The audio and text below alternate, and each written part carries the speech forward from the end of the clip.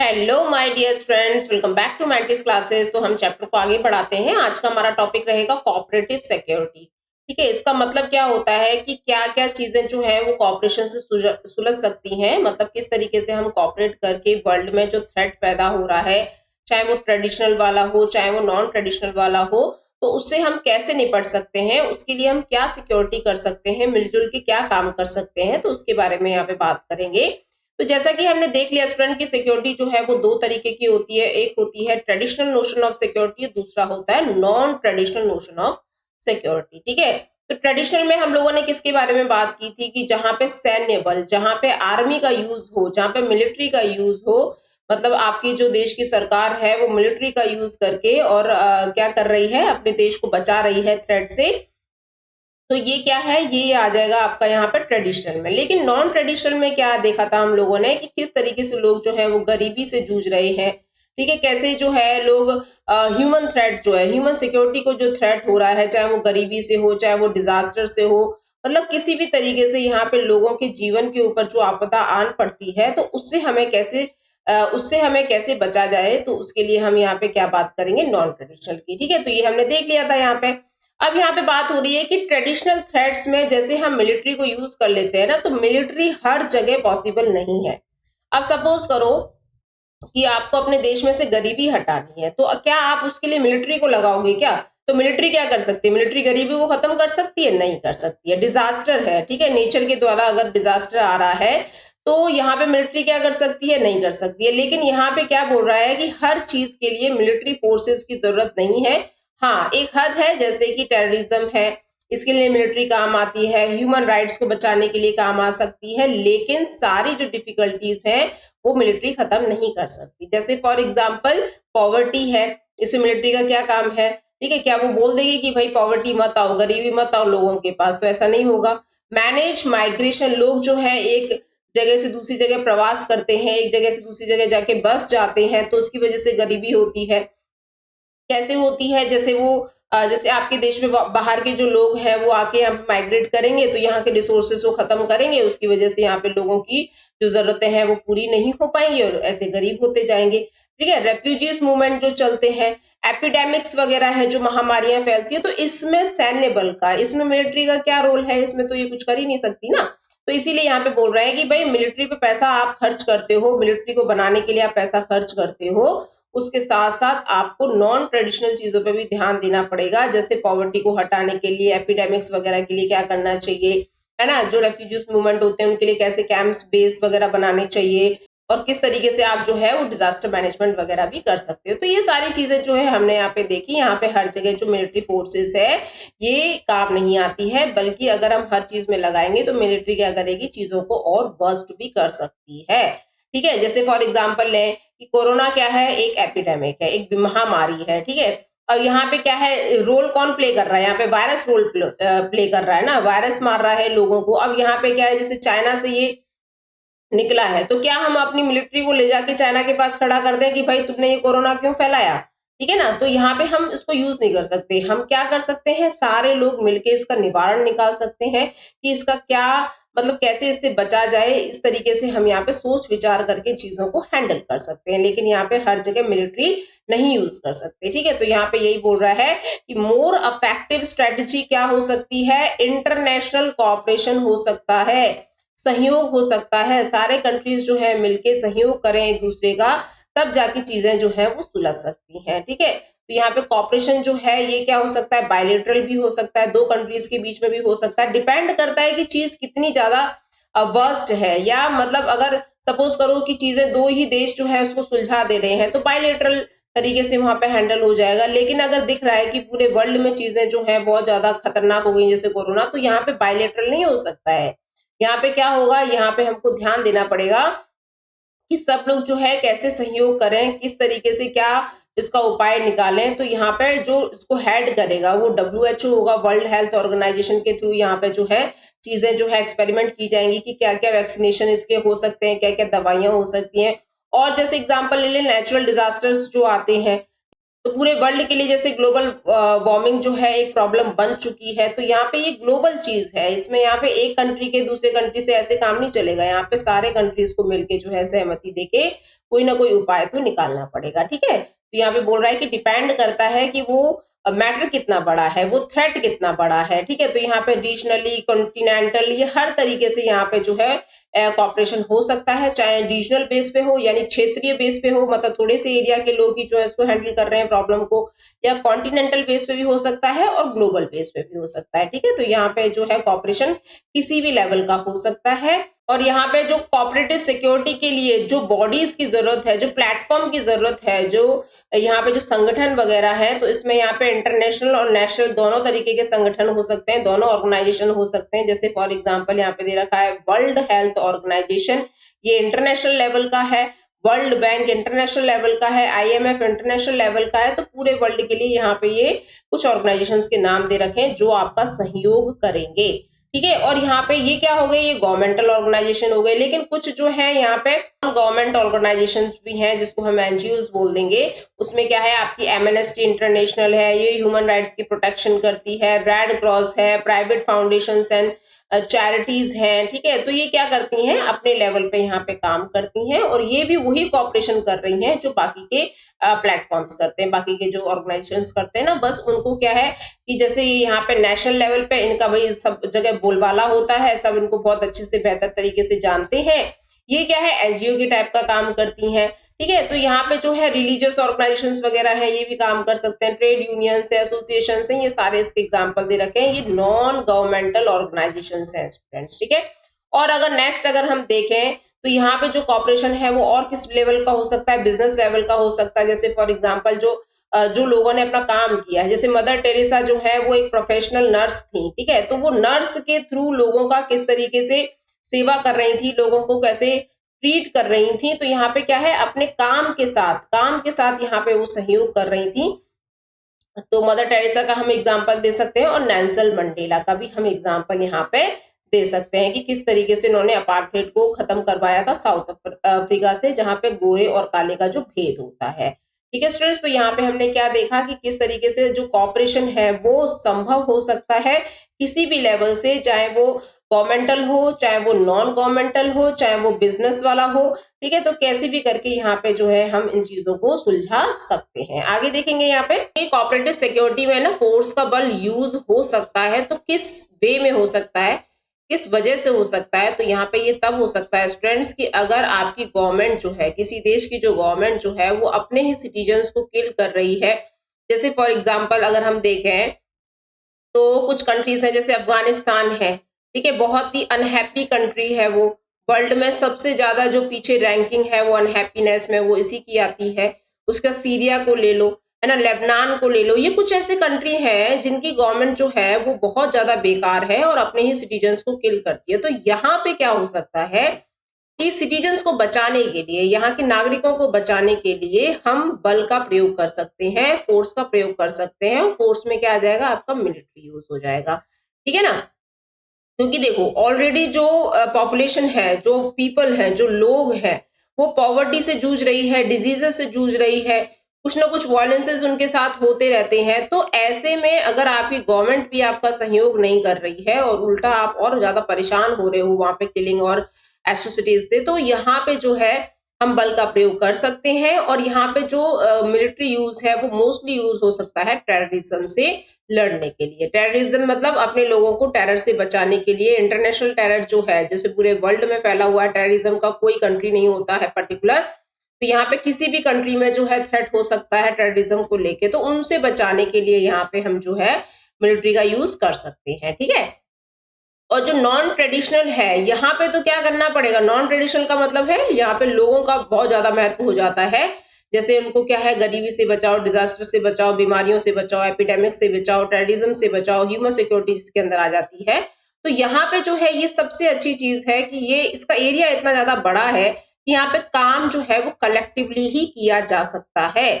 Particular country के लिए काम यहाँ पे नहीं किया जा सकता है। यहाँ पे आपको सारे जो ह्यूमन सिक्योरिटीज के थ्रेट को लेके जो है यहाँ पे बात करनी पड़ेगी। इसीलिए यहाँ पे जो काम है वो कलेक्टिवली ही होना चाहिए, इंटरनेशनल कम्युनिटी के थ्रू होना चाहिए, ना कि अलग अलग जो है उस हिसाब से हो सके कि भाई हम तो अपने कंट्री को बचाएंगे, अपने कंट्री के लोगों को देखेंगे, है ना, अपने कंट्री के लोगों को ही टेररिज्म से बचाएंगे, डिजास्टर से बचाएंगे, गरीबी से बचाएंगे। हाँ, एक हद तक हम जो है अपने कंट्री के हिसाब से अपना काम कर सकते हैं, लेकिन ये मैटर ऐसे हैं स्टूडेंट्स जहाँ पे हमको ह्यूमन सिक्योरिटी के बारे में सोचना ही पड़ेगा और ये सभी कंट्री के लिए कॉमन चीज है। ठीक है, गरीबी सबके लिए कॉमन है, चाहे इंडिया का गरीब हो, चाहे पाकिस्तान का गरीब हो, चाहे श्रीलंका का गरीब हो, गरीब तो गरीब होता है। ठीक है ना, तो ये और जैसे डिजास्टर है, जो ग्लोबल वार्मिंग से जो प्रॉब्लम हो रही है पूरे वर्ल्ड में, जो मौसम जो इतना चेंज हो चुका है, इतनी ज्यादा जो टेम्परेचर है वो हाई हो चुका है, तो ऐसा तो है नहीं कि पर्टिकुलरली इंडिया में ही हो रहा है तो इंडिया वाले बस सिर्फ अपने अपने नेचर के लिए काम करें।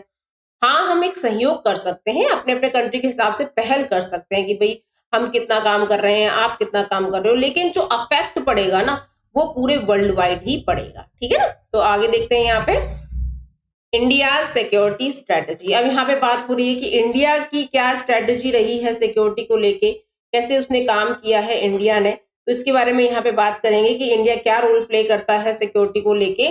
तो देखो, हमारे देश के अंदर जो है ट्रेडिशनल एंड नॉन ट्रेडिशनल ये दोनों तरीके के थ्रेट हैं, यानी इंटरनली भी हमारे देश के अंदर प्रॉब्लम्स हो जाती हैं, ठीक है, और बाहर तो होती हैं। क्यों? क्योंकि हम जहाँ पे बसे हुए हैं, ठीक है, तो वहां पे क्या है, हमारे जो सराउंडिंग्स में जो भी हमारे नेबर कंट्रीज हैं, जैसे पाकिस्तान हो गया, चाइना हो गया, ये कुछ ऐसे कंट्री हैं जो मतलब हमें थ्रेट देते रहते हैं। ठीक है, तो इसलिए यहाँ पे बात हो रही है इंडिया की रणनीतियों की कि इंडिया क्या स्ट्रेटेजी को अपनाता है। तो इंडिया ने यहाँ पे क्या है, चार बड़े मतलब स्ट्रेटेजी को अपना रखा है। इसने अपनी स्ट्रेटेजी को चार हिस्सों में डिवाइड किया है। स्टूडेंट्स, सबसे पहले हम देखेंगे यहाँ पे पहला वाला क्या है। पहला कंपोनेंट इसका ये है कि जैसे इंडिया जो है ये सराउंडिंग में है, मैंने अभी आपको बताया कि भाई नेबर्स जो है, इंडिया के जो नेबर्स हैं वो हमेशा साथ कॉन्फ्लिक्ट में लगे रहते हैं, तो इसीलिए हमें अपनी मिलिट्री कैपेबिलिटीज को बढ़ाना पड़ता है। हमारी जो मिलिट्री है उसको स्ट्रेंथन रखना पड़ता है, उसको स्ट्रांग रखना पड़ता है, बहुत अच्छी तरीके से इसको एक्टिव रखना पड़ता है हर वक्त। और हमारे जो सोल्जर्स हैं वाकई काबिले तारीफ है कि बहुत एक्टिव रहते हैं, बहुत ज्यादा विजिलेंट रहते हैं, बहुत अच्छे से देश सेवा करते हैं। पेट्रियोटिक भावना पूरे वर्ल्ड में, मुझे तो इंडिया में बहुत ज्यादा नजर आती है हमारे सोल्जर्स के अंदर। तो यहाँ पे इस वजह से क्या है, हम जो है इस थ्रेट से बच जाते हैं, और आप लोग जो बैठे रहते हो अपने इंडिया के अंदर सेफ हो, तो वो इनकी वजह से ही, हमारे सोल्जर्स की वजह से ही। ठीक है, तो यहाँ पे हमें जो थ्रेट मिलता रहता है, जैसे फॉर एग्जाम्पल पाकिस्तान से कुल हमारी अभी तक 4 लड़ाइयां हुई हैं। पहली लड़ाई हुई है 1947 टू 48, जब पीओके चला गया था, मतलब पाकिस्तान ऑक्युपाइड कश्मीर जो है ना, वो जो टाइटल तभी से चल रहा है ये वाला। ठीक है, उसके बाद 1971 में हुई थी, ये 1971 में किसके लिए हुई थी, सॉरी ये 1965 वाला छूट गया, ये आपका रन ऑफ कच्छ वाला जो एरिया है वहां पे हुई थी, उस एरिया के लिए। उसके 1971 यहाँ पे जो है ये बांग्लादेश को जो नया कंट्री का जो टाइटल मिला था, बांग्लादेश जो बना था 1971 में, पहले इसको ईस्ट पाकिस्तान बोला जाता था, ये हमारी बदौलत ही ये बना है। तो इसकी वजह से फिर हमको लड़ाई करनी पड़ी थी, मतलब किसी और कंट्री को बनाने के लिए हम लड़ रहे थे, हमारी सेना लड़ रही थी। ठीक है, और 1999 वाला ये तो सब जानते ही होंगे, बहुत फेमस है ये कारगिल वॉर, यहाँ पे तो मूवीज भी बन चुकी हैं इसके ऊपर। तो ये 4 लड़ाइयां जो हुई हैं हमारी कंटिन्यूअसली, ये किसके साथ हुई हैं, पाकिस्तान के साथ हुई हैं, और चाइना के साथ भी हमारी एक लड़ाई हुई थी। हमारा युद्ध हुआ था 1962 में, बहुत बेकार युद्ध था, हम बहुत बुरी तरीके से हारे थे इसके अंदर। ठीक है, तो यहाँ पे जो है ना, हमारे सराउंडिंग वाले जो कंट्री है, हमारे नेबर कंट्री, हमसे लड़ते रहते हैं। इसीलिए क्या है, हमको अपनी मिलिट्री को स्ट्रेंथन रखना पड़ता है, अपनी सिक्योरिटी को और स्ट्रांग रखना पड़ता है, हमें दिखाना पड़ता है कि देखो भाई, हम भी न्यूक्लियर आर्म्ड कंट्री बन चुके हैं, हमने भी न्यूक्लियर को अडॉप्ट कर लिया है। और वही देखो, इंडिया की स्ट्रेटेजी क्या रही है न्यूक्लियर की, कि किसी को मतलब थ्रेट नहीं देना है, अपनी सिक्योरिटी को दर्शाने के लिए बस हमने न्यूक्लियर पॉलिसी को अडॉप्ट किया है। तो यहाँ पे क्या है, सिंपल सा स्ट्रेटजी है इंडिया की, कि इंडिया ने जो डिसीजन लिया किस चीज के लिए, कि न्यूक्लियर पावर को हम जो है एक्टिवेट करेंगे, हमने एमपीटी नहीं साइन किया था, तो वो इसी वजह से नहीं किया था क्योंकि इंडियन गवर्नमेंट जो है वो अपनी नेशनल सिक्योरिटी को बढ़ाना चाहती थी, किसके थ्रू, न्यूक्लियर डिवाइस के थ्रू। ठीक है, हमारे पास न्यूक्लियर डिवाइस रहेंगे तो बाकी कंट्रीज को भी ये रहेगा कि हाँ भाई, इसके पास न्यूक्लियर पावर है, ज्यादा पंगा वंगा नहीं लेना है। तो ये सिर्फ एक सिक्योरिटी पर्पस है, ना कि हम किसी को थ्रेट दे रहे हैं। हमने सीधा बोल दिया है कि सबसे फर्स्टली हम कभी भी यूज नहीं करेंगे, सिर्फ पीस के लिए, शांति के लिए हमने इसको रख रखा है। ठीक है, तो सबसे पहला जो इसका हम लोगों ने यूज किया था, ये 1974 में टेस्ट किया था हमने न्यूक्लियर को, सबसे पहले पोखरण में ही, और सेकंड वाला जो है 1998 में हुआ था। ठीक है, तो यहाँ पे आपको दोनों डेट्स याद रखनी है। पहला जो है पोखरण 1 न्यूक्लियर डिवाइस के लिए 1974 है, और दूसरा जो है न्यूक्लियर टेस्ट जो हुआ था ये पोखरण 2 जिसको बोलते हैं वो 1998, और ये पोखरण कहाँ पे है, ये राजस्थान में पड़ेगा। सेकंड कंपोनेंट क्या है इंडिया की सिक्योरिटी स्ट्रेटेजी का, तो यहाँ पे है इंडिया ने सोचा कि भाई अगर हमको स्ट्रांग रहना है, अगर हमको सिक्योर रहना है ना, तो इंटरनेशनल इंस्टीट्यूशंस के साथ अच्छे रिलेशंस बना के रखने पड़ेंगे, ताकि हमारी जो बात है वो इंटरनेशनल लेवल पर सुनी जाए, ठीक है, हमको प्रोटेक्शन प्रदान हो सके। और वो कब होगा कि आप इंटरनेशनल इंस्टीट्यूशंस में इन्वॉल्व भी रहोगे तब, ठीक है। तो आपका कोई इन्वॉल्वमेंट नहीं है तो वो आपके लिए क्यों काम करेंगे। अगर आप यूएन को फंड नहीं दे रहे हो, आप यूएन के मेंबर हो, आप यूएन को फंड नहीं दे रहे हो, तो यूएन भी आपके लिए इतना एक्टिव नहीं रहेगा। तो इसीलिए अपने जो रिलेशन है वो इंटरनेशनल लेवल पे अच्छे करने हैं, इंस्टीट्यूशंस के साथ ज्यादा मतलब अपने संबंध अच्छे बनाने हैं, ताकि जो मजबूती मिल सके। भाई इन संस्थाओं के साथ अगर आप जुड़े रहोगे तो आपके देश को भी मजबूती मिलेगी। अगर आपके देश में कोई प्रॉब्लम आ रही है या कोई थ्रेट आ रहा है तो ये भी आपकी हेल्प करेंगे, ठीक है। और यहाँ पे जैसे एग्जाम्पल लेते हैं जवाहरलाल नेहरू जी का, तो ये कौन थे, ये हमारे फर्स्ट प्राइम मिनिस्टर थे। तो इन्होंने किस चीज को सपोर्ट किया स्टूडेंट, इन्होंने एशियन सॉलिडरिटी को सपोर्ट किया। यानी जो एशिया है, जो एशिया कॉन्टिनेंट है, उसमें जितने भी कंट्रीज आते हैं तो वो मोस्टली क्या है, अंग्रेजों के जो कॉलोनाइजेशन से परेशान थे तो उसको डीकॉलोनाइज्ड करना है, और उसकी सॉलिडरिटी को भी बढ़ाना है, उसको स्ट्रॉन्ग करना है। उसकी जो एकता है, एशिया की जो एशियन कंट्रीज की जो एकता है उसको और अच्छे से प्रमोट करना है, डीकॉलोनाइजेशन करना है, सारे कंट्रियों को मुक्त करना है, जो स्लेवरी से जूझ रहे थे उस समय पे, जो सबके अंग्रेजों के अधीन में थे, उनको आजाद करना है, एंड डिजार्ममेंट को फॉलो करना है, निशस्त्रीकरण को फॉलो करना है, ठीक है। तो निशस्त्रीकरण से मतलब निशस्त्रीकरण को उन्होंने बढ़ावा दिया जवाहरलाल नेहरू ने, और यहाँ पे बोला कि यूएन जो है ये एक ऐसा प्लेटफॉर्म है जो इंटरनेशनल कॉन्फ्लिक्ट्स को क्या करता है, सुलझाता है। तो अपनी बात जो है वो यूएन तक रखनी है, मतलब हमें किसी से लड़ना नहीं, डायरेक्ट शुरू कर देना है और यूएन के पास ही लेकर जाना है मैटर। यही गलती इन्होंने यहाँ पे पता है क्या की थी। वैसे तो चलो ठीक है कि यूएन एक ऐसा प्लेटफॉर्म है जो इंटरनेशनल लेवल तक चीजों को सुनता भी है और सुलझाता भी है, लेकिन जब 1947 में अटैक किया था पाकिस्तान ने सबसे पहले, 1947 टू 48 वाला जो टाइमिंग है, आजाद हुए उसी के थोड़े समय के बाद ही वो हम पर अटैक करता है। तो यहाँ पे जो जवाहरलाल नेहरू है ये कहाँ चले जाते हैं, ये यूएन में चले जाते हैं अपनी प्रॉब्लम को लेके। देखो भाई कि ऐसे ऐसे पाकिस्तान जो है हम पर अटैक कर रहा है, तो कोई रास्ता सुझाओ, ठीक है। तो वो अपनी तरफ से सही सोच रहे थे, उनको लगा कि भाई यूएन जो है एक ऐसा प्लेटफॉर्म है जो इंटरनेशनल लेवल पे हमको कॉन्फ्लिक्ट से बचा सकता है। लेकिन यहाँ पे जो यूएन क्या करता है, ये बोलता है कि जहां तक, जैसे सपोज करो ये हमारा इंडिया का ऊपर का पार्ट है, ठीक है, तो यहाँ से क्या है ये एंटर कर रहे हैं, ठीक है, हमारे भारत के अंदर एंटर कर दिया है इन्होंने। अब ये अंदर तक एंटर कर गए हैं और यहीं पर जो यूएन है वो स्टे लगा देता है कि जहां तक ये लोग पहुंच गए हैं ना, ये वहीं रुक जाएं, आगे न बढ़े, ठीक है। तो यहाँ पे क्या है, जो आगे न बढ़े वाला जो सीन है, तो यहाँ पे एक लाइन खींच दी जाती है और ये जो एरिया बन जाता है ये बन जाता है पीओके, जिसको हम क्या बोलते हैं, पाकिस्तान ऑक्युपाइड कश्मीर। यानी पाकिस्तानियों ने हमारे कश्मीर को क्या कर रखा है, ऑक्युपाइड कर रखा है, ठीक है। तो अभी यहाँ पे क्या है, अगर हम अपने हिसाब से इस चीज को सुलझाते, अपनी सेना को तुरंत यहाँ पे तैनात करते या युद्ध होता या जो भी है, तो यहाँ पे शायद ये वाला हिस्सा हमारा कभी ये लोग नहीं ले पाते। लेकिन यहाँ पे जो जवाहरलाल नेहरू ने सोचा था, भाई सोचा तो अच्छा था लेकिन वो चीज उतना अच्छे से हो नहीं पाई यहाँ पे। तो इन्होंने क्या बोला कि इन्होंने ये नहीं बोला कि बाहर ही निकल जाओ, इन्होंने बोला जहां तक अंदर आ गए हैं वहीं पर रुक जाओ। तो यहाँ पे क्या है, जो एलओसी है, जो लाइन ऑफ कंट्रोल है, वो खींच दी जाती है और उसके बाद ये जो हिस्सा है ये पाकिस्तानियों के पास चला जाता है, ठीक है। तो ऐसे करके इन्होंने बोला कि यूएन जो है ये एक ऐसा प्लेटफॉर्म है जो हमारी मदद करेगा, उसको सेटल करो अच्छे से।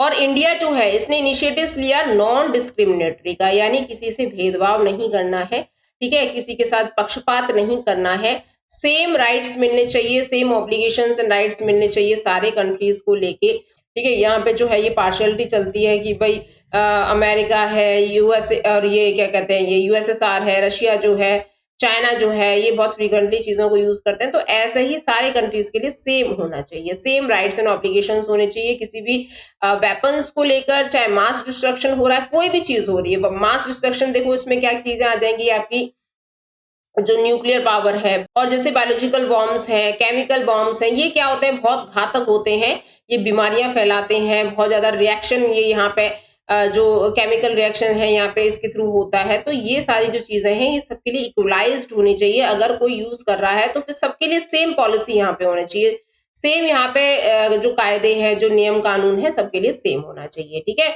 और इंडिया ने क्या बोला कि भाई जो ट्रेड होता है, जो इकोनॉमिक ऑर्डर है, कहने का मतलब है कि हम इसको ट्रेड पे ही ले लेते हैं कि यहाँ पे जो ट्रेड के लिए जो सर्वोपरि बन के बैठे हैं ना, अमेरिका है, जापान है, रशिया है, ठीक है, तो ये क्या है, अपने नियम कानून बनाते हैं ट्रेड को लेकर, है ना। तो यहाँ पे ऐसा नहीं होना चाहिए। यहाँ पे इकोनॉमिक ऑर्डर जो है सबके लिए, इंटरनेशनल इकोनॉमिक ऑर्डर जो है सबके लिए क्या होना चाहिए, सेम होना चाहिए।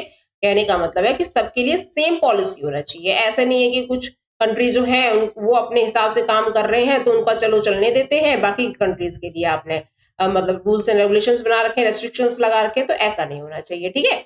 और यहाँ पे देखें तो इंडिया, मतलब सबसे बड़ी बात यह है कि इंडिया एक ऐसा देश था जिसने किसी भी सुपर पावर को ज्वाइन नहीं किया था। अब ये सुपर पावर की बात कौन सी हो रही है स्टूडेंट, जैसे जो वर्ल्ड है, सेकेंड वर्ल्ड वॉर खत्म हुआ तो जो वर्ल्ड है वो दो हिस्सों में बट गया। एक हिस्सा हो गया यूएसए का, दूसरा हिस्सा हो गया यूएसएसआर का, जिसको हमने क्या नाम दिया, टू सुपर पावर। ये दोनों ही जो पावर्स हैं ये पूरे वर्ल्ड को लीड कर रही थी उस समय पे, ठीक है। जो कोल्ड वॉर होता है इन दोनों के बीच में ही होता है, ठीक है। तो इंडिया उस समय पे क्या है, इनको ज्वाइन नहीं करता है, बल्कि इनको खुद ही बोलता है कि भाई तुम्हारे भी देखो इस तरीके से जो तुम लोगों ने वॉर मचा रखी है, अपने से चिड़ाचिड़ी कर रखी है, ये तुम खत्म करो, इससे किसी का फायदा नहीं होने वाला है। तो इंडिया जो है वो किसी का फ्रेंड नहीं बनता, किसी के साथ अलाइज नहीं करता है, ना यूएसए के साथ करता है, ना यूएसएसआर के साथ करता है। वो अपना एक अलग संगठन बनाता है जिसको बोला जाता है क्या, नॉन अलाइनमेंट, यानी नैम। एक तरीके से क्या करते हैं यहाँ पे, नैम को वो प्रमोट करता है इंडिया, ठीक है। जवाहरलाल नेहरू जो है और उनके साथ 4 देश और मिलके, इंडोनेशिया है, इजिप्ट है, घाना है, ये सारे मिलके जो है नैम का फाउंडेशन करते हैं और ये बोलते हैं कि हम अपने देश की इकोनॉमी, है ना, पॉलिटिकल सिस्टम, इंफ्रास्ट्रक्चर, इस पर काम करेंगे, ठीक है। यहाँ पे ये इनका ग्रुप बनने से कोई फायदा नहीं है। अब यहाँ पे क्या इन दोनों के बीच में लड़ाई होगी तो हमको भी सहयोग करना पड़ेगा, तो हमारा भी नुकसान होगा और हम इस स्थिति में नहीं है, क्योंकि ऑलरेडी हम बहुत गरीबी से निकल रहे हैं, अंग्रेजों के कॉलोनाइजेशन से निकल रहे हैं, तो इसीलिए हमारे पास नहीं है इतना फिजूल पैसा कि भाई हम इनके ऊपर बर्बाद करें, ठीक है। तो यहाँ पे क्या है, इस तरीके से ये सोचते हैं हमारे लीडर्स। तो जो नैम के फाउंडर होते हैं जवाहरलाल नेहरू होते हैं, तो यहाँ पे हम किसी को ज्वाइन नहीं करते। तो यहाँ पे बात हो रही है नेक्स्ट की, इंडिया जो है वो 160 कंट्रीज में से मतलब ऐसा देश होता है जो क्योटो प्रोटोकॉल को भी साइन करता है। वैसे तो और भी कंट्रीज करते हैं लेकिन इंडिया भी करता है। क्योटो प्रोटोकॉल में क्या हुआ था, ये देखो जापान में हुआ था ये प्रोटोकॉल साइन 1997 में हुआ था। और यहाँ पे बात क्या की गई थी कि जो ग्रीन हाउस गैसेस का एमिशन होता है, एमिशन का मतलब है कि इतना ज्यादा जो गैसेस यूज हो रही हैं पूरा एनवायरनमेंट के लिए बहुत घातक है, ठीक है। तो यहाँ पे जो जितनी भी ग्रीन हाउस गैसेस हैं, जैसे कार्बन डाइऑक्साइड है आपका, जैसे मीथेन है, सीएफसी वगैरह जो है, तो इनको क्या करना है, इनके एमिशन में रोकथाम करनी है, इनको ज्यादा नहीं करना है यूज, ठीक है, ज्यादा नहीं फैलाना है। अब जैसे सीएफसी गैस है, सीएफसी गैस क्या होती है, एक ठंडी गैस होती है जो आपके फ्रिज में, एसी में, इनमें पाई जाती है। अब धीरे धीरे क्या हो रहा है, जैसे जो वर्ल्ड लेवल पे जो टेम्परेचर जो है वो दिन ब दिन हाई होता जा रहा है, तो इन चीजों की जो खपत है वो भी बहुत ज्यादा हो गई है, यानी हर घर में फ्रिज मिलेगा, हर घर में एसी मिलेगा।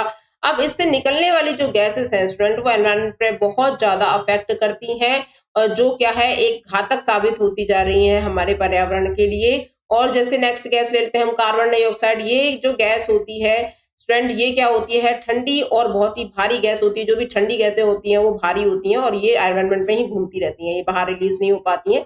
तो यहाँ ये कितना अफेक्ट करती है, ग्लोबल वार्मिंग का कारण ही ये ग्रीन हाउस एमिशन है एक्चुअली, ठीक है। तो यहाँ पे इसके लिए साइन होता है कि भाई इसको कैसे जो मतलब कम करना है, इसके एमिशन को, यहाँ पे वार्निंग दी जाती है। उसके बाद यहाँ पे जो इंडिया है वो किस तरीके से यूएन के अंदर, यूएन जैसे इंडिया जो है अपने ट्रुप्स भी भेजता है यूएन में पीस कीपिंग रखने के लिए। यानी यूएन क्या है, अब यूएन कोई एक कंट्री तो है नहीं, है ना, बहुत सारे कंट्रीज का एक ऐसे ग्रुप ही मान लो, ठीक है। तो यहाँ पे क्या है, इसकी जो फोर्स होगी वो ऐसे हर कंट्री जो है अपनी फोर्सेस देगा तभी तो इसकी फोर्स बन पाएगी यहाँ पे, है ना। तो यहाँ पे पीस कीपिंग के लिए इंडिया जो है अपने ट्रुप्स को भेजता है। तो यहाँ पे एक इसका क्या है, एक सिक्योरिटी इनिशिएटिव भी है इस चीज के लिए। मतलब कोई भी मिशन है, कोई भी कंट्री में अगर वॉर वगैरह हो रही है तो यूएन जो है अपनी पीस कीपिंग फोर्स को भेज के और उस वॉर को कंट्रोल कर सकता है यहाँ पे, ठीक है।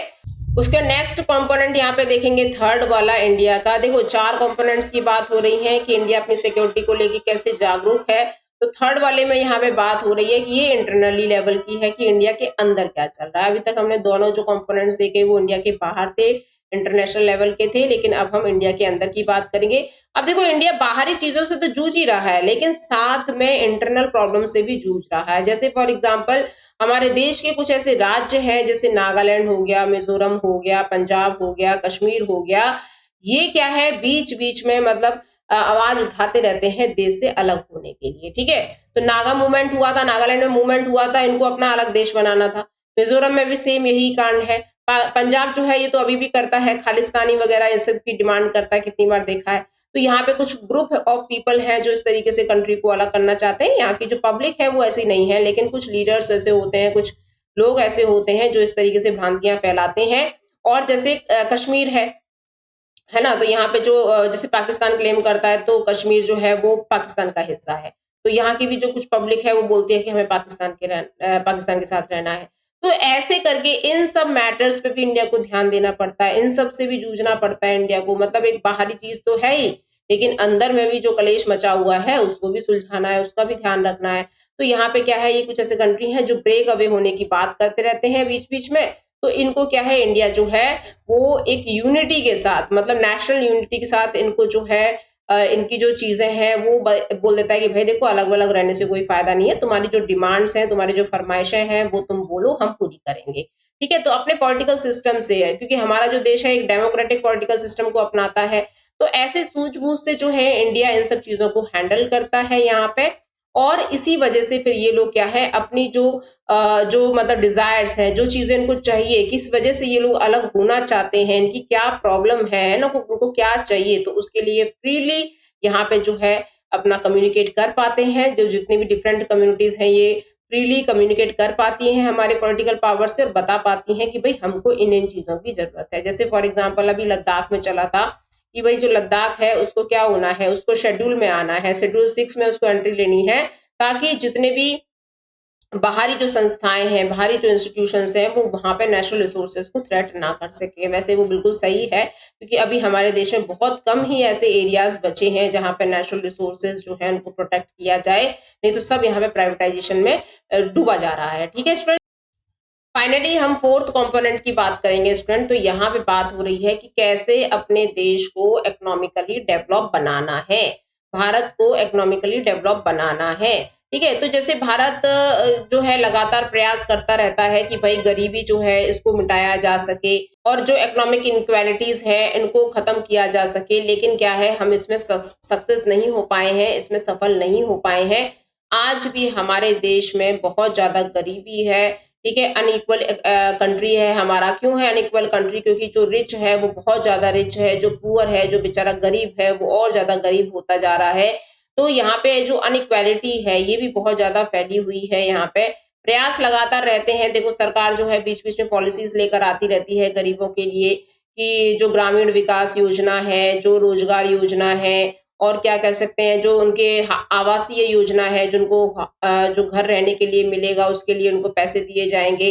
कुछ ना कुछ यहाँ पे पॉलिसीज लेके आती रहती है। तो यहाँ पे एक पहल होती है सरकार की कि भाई हम अपने देश में किसी भी तरीके से सिटीजन्स की मदद कर सके, यहाँ पे जो उनको गरीब होने से बचा सके। ठीक है, लेकिन अब हमारे देश में पॉपुलेशन इतनी ज्यादा है ना, तो ये सबसे बड़ा एक फैक्टर है गरीबी का, क्योंकि पॉपुलेशन ज्यादा होगी तो रिसोर्सेज का उतना ही कंजप्शन होगा, उसी हिसाब से फिर मार्केट में डिमांड सप्लाई और महंगाई ये सब बढ़ता है। ये सारा अफेक्ट करता है स्टूडेंट, एक चीज नहीं होती है किसी भी चीज के लिए कि भाई जो लोग हैं वो कमा नहीं रहे हैं, बेरोजगार हैं इसीलिए गरीबी है। गरीबी के बहुत सारे फैक्टर हैं, तो इस पे हमें थोड़ा सा विचार करना चाहिए, हमारी सरकार को भी विचार करना चाहिए। और यहाँ पे जो है मैंने बताया ना कि सरकार जो है बीच बीच में वॉइस ऑफ द प्यूअर लोगों की सुनती रहती है, मतलब उनकी जो आवाज उठती रहती है गरीब लोगों की, जो डिप्राइव्ड सिटीजन्स हैं, जो पिछड़े हुए लोग हैं, तो उनके लिए यहाँ पे काम करती रहती है लगातार। और ये कौन सी गवर्नमेंट में संभव है? ये डेमोक्रेटिक गवर्नमेंट में ही संभव है कि लोग जो है खुलकर अपना फ्रीडम ऑफ स्पीच को यूज कर सकते हैं, खुलकर अपने देश के जो रिप्रेजेंटेटिव है उनसे बोल सकते हैं। नहीं तो बाकी के जैसे कम्युनिस्ट गवर्नमेंट होती है उनको कोई अधिकार नहीं होता है कि वो भाई अकाउंटेबल हो।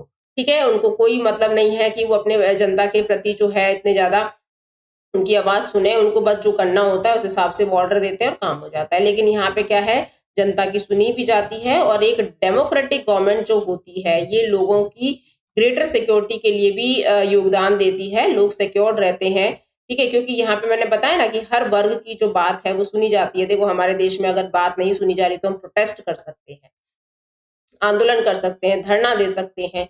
तो ये हमारा देश फ्री है इन सब चीजों को करने के लिए। आप अपने लेवल पे जिस तरीके से भी काम, जिस सरकार नहीं सुन रही है, सरकार मतलब आपका काम नहीं कर रही है, तो आप इनका सहारा ले सकते हो, है ना। तो जैसे किसान आंदोलन हुआ था तो वो सक्सेस हो गया, तो ऐसे करके आपकी भी बात यहाँ पे सुनी जा सकती है अगर सरकार नहीं सुनती, ठीक है। तो यहाँ पे बोल रहे हैं कि स्टूडेंट की किस तरीके से जो इंडियन डेमोक्रेसी है ना, इसके बारे में हम और ज्यादा पढ़ेंगे। आपकी जो दूसरी वाली जो बुक है ना, देखो ये तो क्या है, ये वर्ल्ड की पॉलिटिक्स है। जो आपकी इंडियन पॉलिटिक्स की जो सेकंड वाली बुक है उसमें दे रखा है इंडियन डेमोक्रेसी के बारे में कि कैसे कैसे हमारे देश में डेमोक्रेसी आती है, क्या क्या चीजें हैं, जो क्या क्या पड़ाव जो है उनको क्रॉस करती है, कैसे फेलियर होती है, कभी सक्सेस होती है। तो ये सब आपको जो है वो इंडिया सिंस इंडिपेंडेंस वाली जो बुक है, इसका सेकंड जो बुक है उसमें आपको देखने को मिलेगा स्टूडेंट। तो यहाँ पे होता है हमारा चैप्टर फिनिश। हमने क्या देखा, इंडिया की जो स्ट्रेटजी है सिक्योरिटी को लेके। तो पहली सिक्योरिटी क्या देखी थी हमने कि जो न्यूक्लियर डिवाइसेस हैं उनको क्यों यूज करना है, अपनी सिक्योरिटी को बेहतर बनाने के लिए, सिक्योरिटी दिखाने के लिए वर्ल्ड में कि देखो भैया हमने भी, हमारे पास भी न्यूक्लियर डिवाइस है, ठीक है ना। तो इससे एक रुतबा बनता है, एक रेस्पेक्ट बनती है पूरे वर्ल्ड में। दूसरा कंपोनेंट हमने क्या देखा था कि इंडिया जो है वो बाहरी रिलेशन बना के रखता है, बाहरी जो डिप्लोमेटिक रिलेशन बना के रखता है, ताकि अगर कोई दिक्कत आती है तो सब हमारे साथ खड़े रहे। तो ये एक रिलेशन बना के रखना, सबके साथ ऐसे संबंध बना के रखना भी बहुत बड़ी बात होती है। तो इंडिया इन सब चीजों में अपना सपोर्ट देता है। उसके बाद थर्ड हमने क्या देखा था कि इंडिया जो है वो इंटरनली जो कॉन्फ्लिक्ट्स जूझ रहे हैं, इंटरनली कॉन्फ्लिक्ट से जो जूझ रहा है भारत, तो उसमें भी क्या है, कैसे लोगों को शांत करता है, कैसे उनकी फरमाइशें पूरी करता है, कैसे क्या क्या रूल्स एंड रेगुलेशंस लाके उनको शांत करता है कि भाई देखो अलग मत हो, अलग होने से कोई फायदा नहीं है। तो ये सब चीजें। और लास्ट में हमने क्या देखा था कि इंडिया जो है इकोनॉमिकली अपने आप को बूस्ट करने के लिए क्या करता है, ठीक है। तो ये 4 आपको कंपोनेंट्स याद रखने हैं स्टूडेंट, और आपको रीडिंग जरूर करनी है एक बार, क्योंकि इसके अंदर कुछ जैसे यहाँ पे दे दिया प्रोटोकॉल का जो टाइमिंग है वो कब है, कब साइन किया था, इंडिया ने कब साइन किया था, 2002 में किया था। तो ऐसे करके आपको यहाँ पे चीजें जो है वो तभी समझ में आएंगी जब आप एक बार रीडिंग मारोगे। जैसे फर्स्ट हमने न्यूक्लियर टेस्ट कब किया था, ये किया था 1974 में फर्स्ट वाला, फिर सेकंड वाला हमने कब किया, है ना। और उसके बाद कौन से कंट्री जो है वो हमसे अलग होने की डिमांड करते हैं, नागालैंड, मिजोरम, ये सब चीजें। तो ये आपको तभी समझ में आएगा स्टूडेंट जब आप पूरी इसकी रीडिंग करोगे, और रीडिंग करते करते आप मेरी वीडियोस जरूर देखना। तो आपको क्या है, लाइन टू लाइन जो है ये सब क्लियर हो जाएगा। तो अगर आपको कोई क्वेरी होती है, कोई चीज आपको समझ में नहीं आती है, तो आप बिल्कुल पूछ सकते हो। तो मिलेंगे नेक्स्ट वीडियो सीरीज के साथ, नेक्स्ट चैप्टर के साथ। तो जब तक क्या है, आपको इस चैप्टर को अच्छे से पढ़ना है और मेरी वीडियोस को देखना है। तो मिलेंगे नेक्स्ट वीडियो में, तब तक के लिए धन्यवाद फ्रेंड्स, बाय बाय।